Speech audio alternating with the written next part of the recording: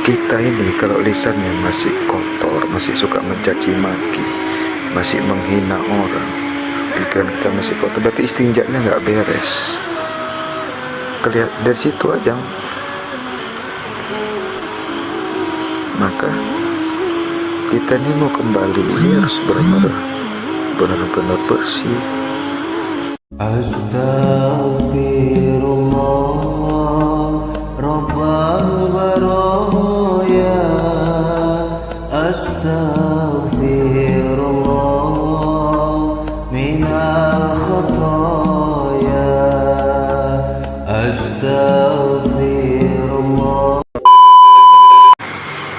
Istinja awal itu masalah makanan, pakaian, rezeki yang mestinya harus diteliti, apakah mudarat ataukah dari makanan yang hak orang yang kita makan. Istinja akhir itu berarti masalah batin, udah gitu aja. Dendamnya, dengkinya, bencinya, itulah istinja akhir itu. Nah, istinja akhir ini yang menentukan itu istinja awal. Bagaimanapun dia berusaha untuk menghilangkan dendam dan benci, kalau makanannya harta yang dia pakai, yang dia makan itu masih ada haramnya, darah mempengaruhi darah dan sperma, mengotori sperma yang suci, darah yang kotor, itulah menimbulkan dari situ. Jadi istinja itu bukan hanya sekedar pengertian kita di dalam ilmu fikih yang dulu kita kecil diajari guru ngaji kita di surau, di langgar, itu bukan hanya cebok, bukan hanya membersihkan kotoran yang keluar dari dubur dan kubul. Makanan yang haram itu juga najis, rezeki, gaji yang haram itu juga najis. Kenapa? Karena itu yang bisa menghasilkan, menggelapkan darah. Itu berawal dari ya istinja awalnya itu, yang nampak-nampak itu.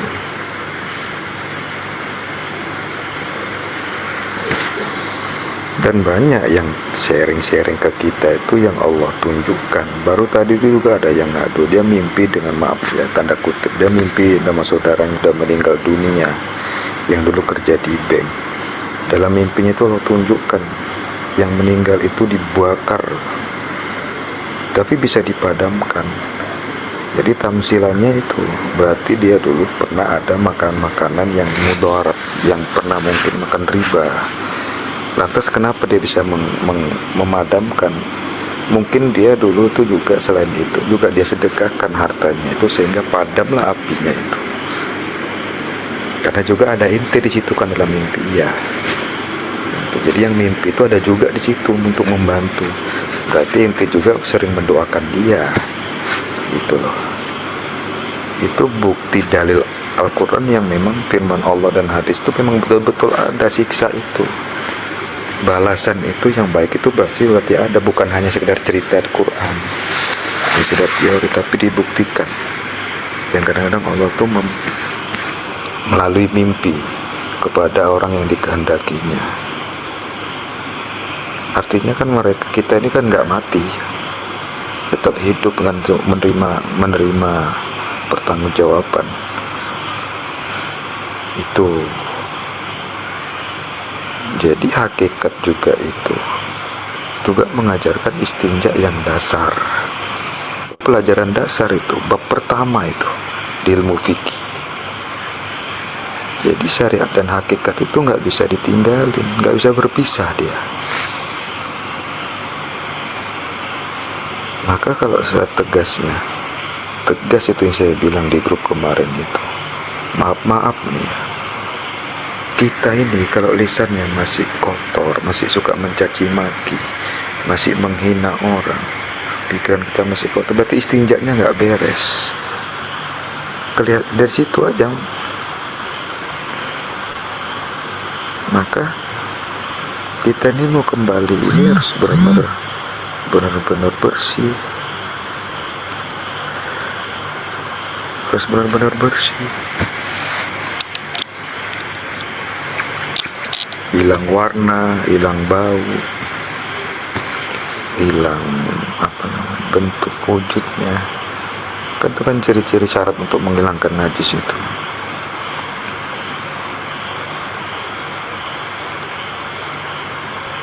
Bukan enak.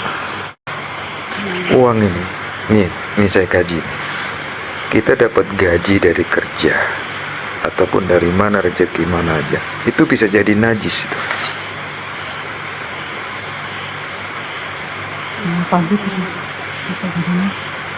Karena di dalam harta kita itu ada hak masjid, ada hak anak yatim, ada hak orang tua, ada hak anak, ada hak pesantren, ada hak orang lain. Ketika nggak kita nyerahkan, najis lah itu. Paham? Paham. Tuh kalau mau ngaji hakikat mengenal Tuhan tuh seperti itu. Maka bahasa saya semalam di bahasa saya semalam di grup itu, walaupun kita dalam keadaan nggak ada, ketika orang, teman ataupun siapapun meminta atau meminjam kepada kita, jangan bilang nggak ada selamanya nanti itu. Kenapa? Karena omongan itu doa. Jangan biasakan bilang nggak ada betul selamanya nanti. Dapat pun nanti cepat habis itu, karena kita udah bilang nggak ada. Apalagi dia ada tapi bilang nggak ada, cepat habisnya yang ada di lemari kita itu. Ini hukum, kita hukum. Bilang aja insya Allah, tapi insya Allah yang benar-benar. Jangan insya Allah ya, insya Allah lah gitu. Insya Allahnya nggak ikhlas. Karena ada orang itu insya Allah jadikan tameng. Mikir deh, insya Allah lah ya gitu. Karena hatinya itu nggak insya Allah, hanya untuk menyenangkan dia aja. Nggak bisa juga kayak gitu. Ya insya Allah tuh yang benar-benar. Insya Allah ada, sabar ya, nanti kalau ada hubungi gitu. Baru kita doa, ya Allah, dia tuh minjem, dia tuh butuh, lebih butuh daripada hamba. Engkau maha tahu ya Allah. Udah zikir. Tanpa disangka-sangka tuh, tak dari mana. Nah tapi begitu kita dapat, jangan pula lupa tuh sama kita, sama dia tadi yang minjem. Jangan dipangan dewe, karena kita doanya itu udah untuk membantu dia. Itulah cara hidup yang damaikan hati itu. Itu kajian rendah-rendah itu. Dalikal kita ula raiba fi hudal muttaqin. Ciri-ciri yang bertakwa itu, walladzina yu'minuna bil ghaibi wa yuqimunas sholata wa mimma razaqnahum yunfiqun. Percaya kepada yang gaib, mendirikan sholat dan memberikan sebagian yang Allah minta itu sebagian. Harta yang dititipkan Allah itu diminta sebagian, enggak semua.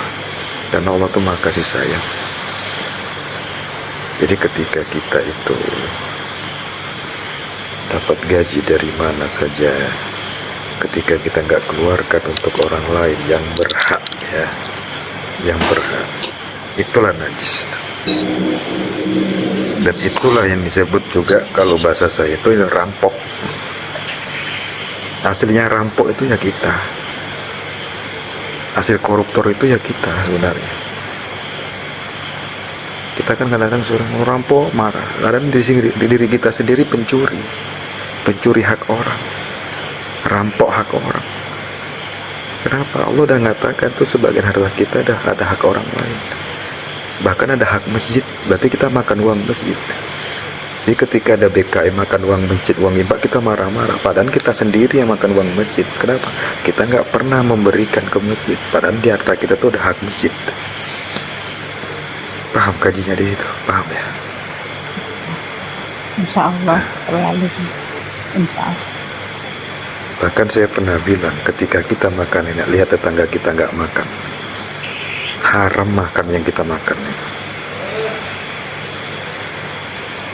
Walaupun dia agama lain, bukan agama Islam, tetangga kita,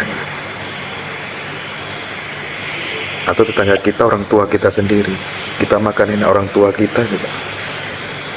Tetangganya itu ibunya sendiri, bapaknya sendiri, adiknya sendiri, kakaknya sendiri. Kita makan enak, Orang tua kita nggak makan apa yang kita makan. Padahal dulu waktu kita kecil ngurus kita itu, orang tua tuh rela kan, sama-sama tahu lah kita sama-sama punya orang tua dan jadi orang tua kan. Lebih banyak lagi merenung kita. Masih banyak kan yang baru kita kerjakan, kita beresin kan. Banyak. Apa cukup sholat? Enggak cukup. Apa cukup zikir 1000 ribu? Enggak cukup.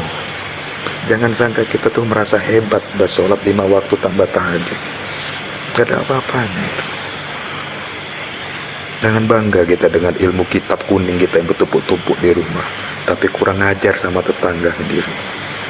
Kita makan enak, tetangga kita ngemis ngences nengok makanan kita. Kita biarkan anak yatim tetangga di dekat rumah kita itu. Dusta gitu. Sholat kita dusta, puasa kita dusta. Apa dalilnya? Ini aroital lati yukadzibu biddin. Tahukah kamu orang mendustakan agama itu? Fadzalikal ladzi yad'ul yatim wala yahudu atau ambil miskin. Menghardik anak yatim dan tidak memberikan orang-orang miskin makan. Maka fawailul lil musallin. Orang tidak memikirkan miskin dan anak yatim, celaka sholatnya. Dusta agama kita. Jangan bangga dengan kita hafal Quran 30 juz, jangan bangga. Gak ada apa-apanya itu kalau kita nggak peduli dengan anak yatim. Justru itu yang masuk duluan neraka nanti itu. Dia hafal Quran tapi satu pun ayat nggak diamalkan dia dalam sehari-hari. Qori dia suaranya bagus sampai tingkat internasional tapi nggak diamalkan apa yang dia baca itu. Justru lebih duluan dia masuk neraka daripada orang awam yang nggak hafal Quran. Untuk apa kita kitab-kitab banyak pamer, kalau lab pamer di belakang kitabnya banyak gitu. Nggak perlu. Perhatikan tetanggamu itu yang masih ada yatim atau enggak. Perhatikan tetanggamu itu masih ada orang miskin atau enggak.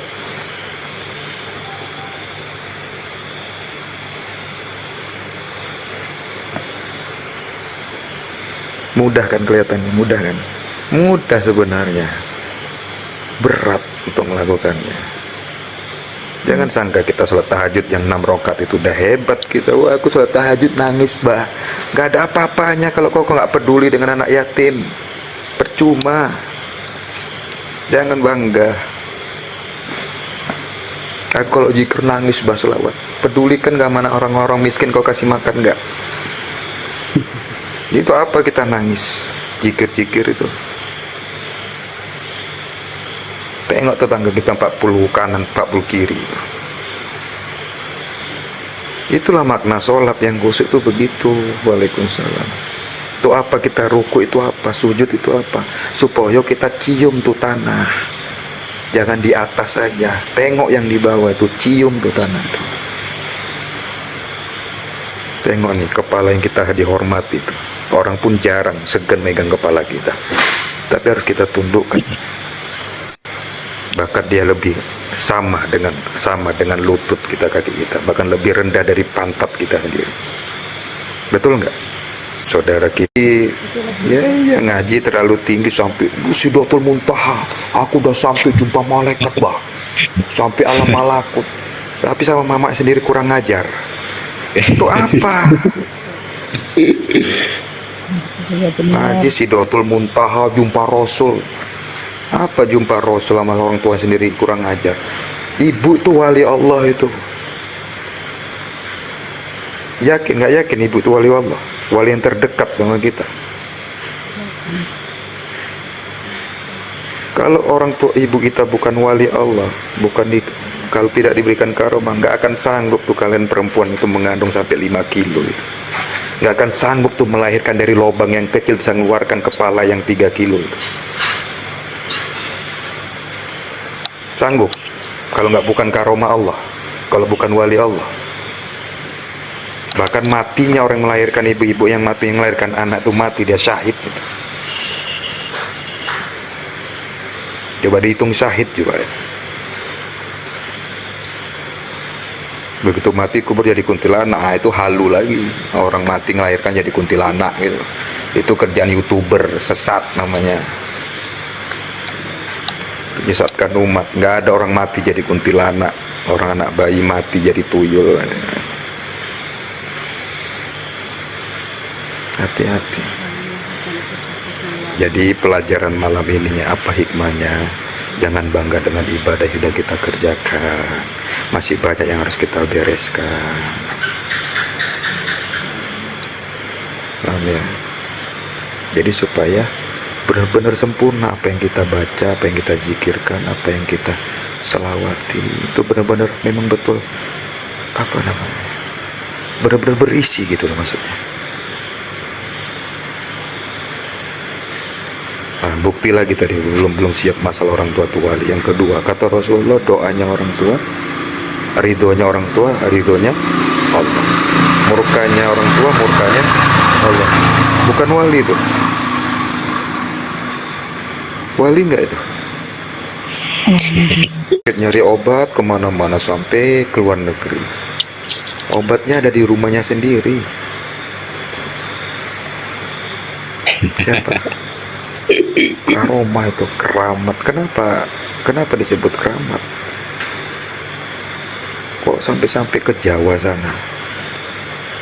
Rajinnya ke wali-wali Songo. Orang tuanya sendiri nggak pernah diziarahi. Yang dekat. Astagfirullahaladzim. Bangga nyalami kalau kok nyalami ngawal ulama terkenal, ulama nasional, bangga. Ngawal mamanya sendiri ke pasar malu. Astagfirullah. Astagfirullahaladzim. Foto nih kalau udah jumpa ulama besar, foto sama Habib nih, foto sama Kiai Kondang nih, foto sama orang tuamu sendiri pernah nggak? Makanya kalau orang yang paham ya terbuka itu, kalau ziarah ke orang wali Allah itu, yang kita ziarah itu ngomong, teh wong tuamu wis nger, belum kata kita suruh pulang, mulih. Tapi kalau hanya ziarahnya ikut-ikutan ya nggak akan dengar itu peringatan nasihat dari yang kita. Tinggi apapun ilmu kita, kalau kurang ajar sama orang tua, jangan harap nih kalau berkah. Mana hidup kita mau senang sama orang tuanya kurang ajar. Itu renungan ya. Bahasa tegas supaya menggugah hati kita, bukan apa-apa. Kita sama-sama belajar. Hakikatnya itu untuk menegur hati saya pribadi sendiri.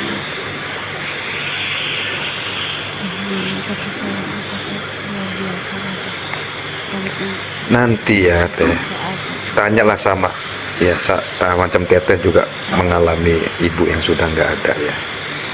Nanti kalau orang tua kita udah nggak ada, khususnya ibu, nyesel kita. Percaya lah. Nyesel banget. Nyesel. Biasanya kita tengok kalau masuk rumah orang tua, ibu kita lagi duduk di kursi yang biasa dia duduk. Ini tengok nggak? Nanti kita masuk kamar beliau, yang biasanya kita datang lagi tidur baring-baring. Makan nak, begitu beliau sudah meninggal, kita masuk rumah beliau, nengok kamar udah nggak ada yang nyuruh lagi, kita buka lemari, nah ambil sendiri ya nak, makan ya, nggak ada lagi yang bilang gitu. Nyesel kita. Nah, dengan hikmah kita live malam ini, yang sedang renung sadar, yang dekat orang tuanya cuci kakinya.